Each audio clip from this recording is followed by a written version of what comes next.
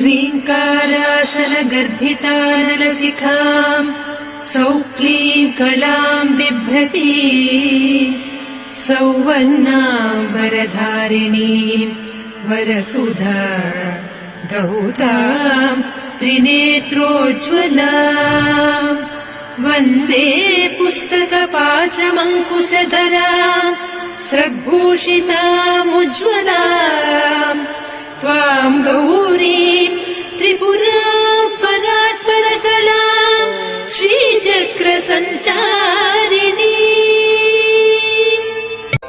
ॐ ऐं ह्रीं श्रीं ऐं क्लीं सौः। ॐ नमस्त्रिपुरसुन्दरी हृदयदेवी शिरोदेवी शिखादेवी कवचदेवी नेत्रदेवी अस्त्रदेवी कामेश्वरी।